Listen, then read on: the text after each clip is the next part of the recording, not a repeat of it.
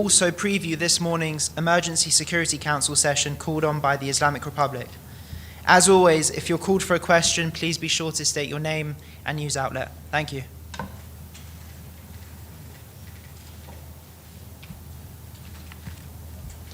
Good morning. The Security Council will soon convene once again to discuss the situation with Iran at the request of the Iranian regime. That itself is a spectacular absurdity. The same regime whose supreme leader calls for the extermination of Israel and the United States, whose operatives have plotted assassinations of elected leaders, now send its ambassador to cry victim before the Security Council. This week alone, the ambassador of Iran submitted 5 letters within a week, 5 letters, not to condemn terrorism, not to announce it is dismantling its nuclear program, but to seek sympathy for a regime that funds, arms, and orchestrates terror across the globe. Iran is not under attack. Iran is being stopped. On Wednesday evening, it launched a ballistic missile directly at Soroka Hospital in Beersheba, in the southern part of Israel. It is the largest hospital in the region. Soroka Hospital serves more than 1 million civilians of all backgrounds. This was a war crime, deliberate, indiscriminate, and barbaric. Israel's actions have been precise and compliant with international law. Our targets are military. Our objective is clear: to dismantle the Iranian regime's genocidal capabilities before it is too late.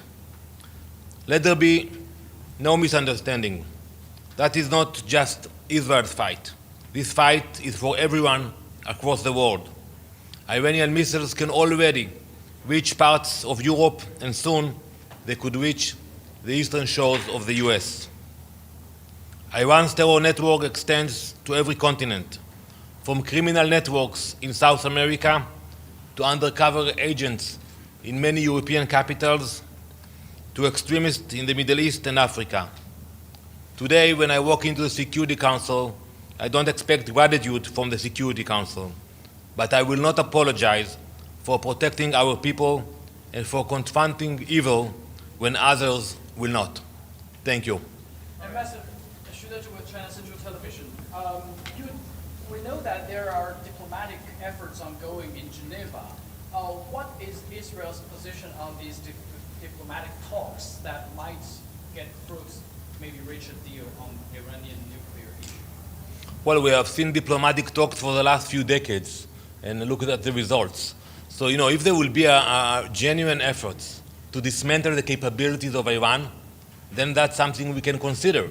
But it is going to be like another session and debates. That's not going to work. But last few decades, the Prime Minister Netanyahu always said there would be only months, weeks, days away from Iranian getting nuclear weapons, which is not true.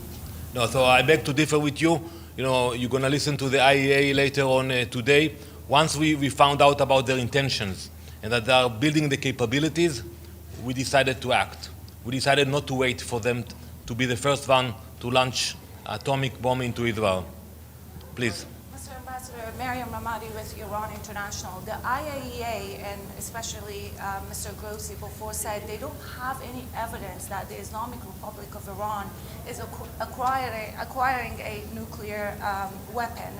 What kind of evidence does Israel have that Iran is going after a nuclear weapon or nuclear bomb? And did you share those evidence with the IAEA? And also, my second question, in Iran, people don't have access to internet, complete blackout. They don't get Israeli evacuation notice. And before you gave, the Israeli government and the army gave notice to the people of Iran, but there wasn't enough time for people to evacuate. How do you make sure that people are not in the places that Israel is targeting so you can make sure that civilians don't get killed? So first, regarding your first question, the IAEA itself said that Iran enriched uranium to a level that they can produce multiple bombs, not one bomb. And it's not for civilian usage. It's for the military program. We know about the ballistic missiles. We see their capabilities. They are launching them every night into Israel. And we also found out about the triggering mechanism and about the intention to put everything together. So when you take the enriched uranium, the ballistic missiles, the triggering mechanism, and you understand that now they are at a point that they wanted to put everything together, that was the point we decided not to wait anymore. Regarding your second question, we pray for the people of Iran. We care about them. That's why we send those notifications, and we will do our best to minimize civilian casualties. And if they don't have access to our warnings, I would advise them not to stay near military facilities. They know exactly where the IRGC compounds are. They know exactly where the nuclear reactors are. So my advice to them, and we do care for them, is to not to be next to those facilities. Ambassador, Yes, sir. Chris Reyes with the Canadian Broadcasting. Are you in support of the United States negotiating with Iran? If not, what is your message to the U.S.? And if you are in support of those negotiations, what would you like to see come out of that deal? So as I said earlier, we look at results. And if there will be results that will bring us the security that we need, which means they don't have the capabilities. And the Iranians are the masters of deceptions. They lied for so many years, so we cannot just play the game with them anymore.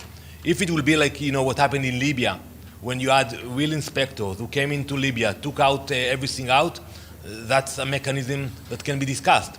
But if it's going to be just another round of talks, that's something which we cannot accept. Ambassador, can I follow up? Well, last question, please, yeah.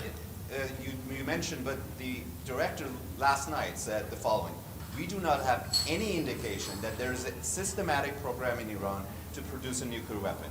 We know the U.S. estimate back in March saying there is no such thing, stopped in 2003.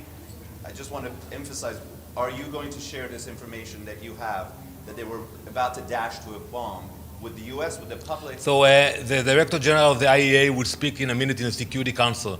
I would advise you to ask him that the amount of uranium that was enriched already in Iran, if it serves civilian usage or a military program. Let him answer that question. We have the information, we have the intelligence that Iran built a military program, not a civilian one, which was not supervised by the IAEA. Are you sharing? Thank you very much. Thank you.